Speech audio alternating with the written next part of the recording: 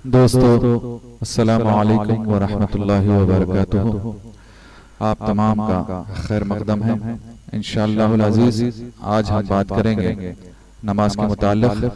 आज का हमारा उन्वान है नमाज में सुस्ती करने पर 15 सजाएं।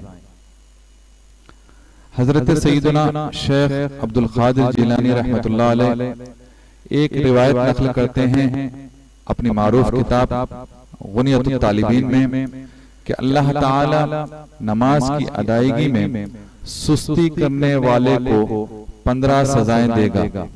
अल्लाह ताला नमाज की अदायगी में सुस्ती करने वाले को 15 सजाएं देगा। जी हाँ, यहाँ पर बेनमाजी हजरात की बात नहीं हो रही है, बल्कि नमाजों को अदा करने वाले ऐसे लोग जो नमाजों को सुस्ती के साथ अदा करते हैं। इन्हें जो सजाएं दी जाएंगी उनके मुताल्लिक़ आप मजीद नक़ल करते हैं कि इन सजाओं में 6 मौत से क़ब्ल यानी कि इसी दुनिया में दी जाएंगी, 3 मौत के वक्त दी जाएंगी यानी कि ऐन जब उसकी रूह निकाली जाएगी उस वक्त उसे ये 3 सजाएं दी जाएंगी। 3 सजाएं क़ब्र में दी जाएंगी और 3 क़ब्र से निकाले जाने के बाद। अब आइए उन सजाओं पर नजर डालते हैं जो उसे दुनियावी जिंदगी में दी जाएंगी।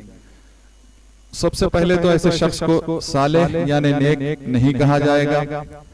उसकी जिंदगी से बरकत उठा ली जाती है, उसकी रोजी में भी बरकत नहीं होगी, उसकी नेकी कबूल नहीं की जाती, उसकी दुआ कबूल नहीं की जाती, नेक हजरात की दुआओं में उसके लिए हिस्सा नहीं होता।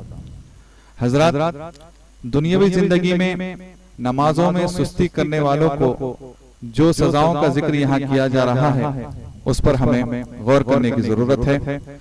हम अपनी जिंदगी में बेबरकती का हर मोड़ पर, हर कदम पर जिक्र करते हैं। इसकी क्या वजह है? कहीं ऐसा तो नहीं कि हम नमाजों की अदायगी में सुस्ती और काहली कर रहे हैं। इसी तरीके से दुआओं के कबूल ना होने और दूसरों से नेक सालेह लोगों से दुआ कराने के बावजूद हमारी दुआओं का कबूल ना होना, इसकी भी हमें शिकायत रहती है।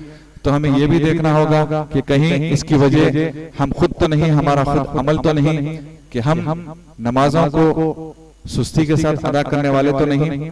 इन तमाम सजाओं की रोशनी में हमें अपनी जिंदगी का जायजा लेना होगा। अब आइए आगे बढ़ते हैं, उन सजाओं का जिक्र करते हैं जो मौत के वक्त नमाज में सुस्ती करने वाले शख्स को दी जाएंगी। आप रिवायत करते हैं कि ऐसा शख्स प्यासा मरता है और अगर उसके हलक में 7 दरिया भी उंडेल दिए जाएं तो वो सैराब नहीं होगा, यानी कि उसकी प्यास नहीं बुझेगी। इसी तरीके से दूसरी जो सजा उसे दी जाएगी मौत के वक्त वो ये है कि वो अचानक मरता है। और तीसरी सजा उसके लिए ये मुरतब की जाएगी कि दुनिया की लकड़ियों, मिट्टी और पत्थरों को उसकी गर्दन और दोनों कंधों पर लाद दिया जाएगा। अब आइए कब्र की सजाओं का जिक्र करते हैं। नमाज में सुस्ती करने वाले शख्स को कब्र में जो सजाएं दी जाएंगी उसमें सबसे पहली सजा यह है कि उस पर कब्र तंग कर दी जाती है। दूसरी सजा ये दी जाएगी कि कब्र में अंधेरा ही अंधेरा होगा। तीसरी सजा यह होगी कि मुनकिर नकीर के सवालात के जवाब देने से ऐसा शख्स लाजवाब रहता है। अब आइए उखरवी जिंदगी में उसे जो सजाएं दी जाएंगी उनका जिक्र करते हैं। इसके मुताल्लिक़ फरमाया गया कि उसे इस हालत में अल्लाह ताला से मुलाकात करेगा ऐसा शख्स कि अल्लाह उस पर गज़बनाक होगा, उससे हिसाब लिया जाएगा, यानी कि उससे सख्ती के साथ हिसाब लिया जाएगा। अल्लाह ताला के सामने से वापस होकर सीधा जहन्नम में जाएगा। ये अलग बात है कि अल्लाह किसी मसलिहत के तहत उसे माफ फरमा देगा।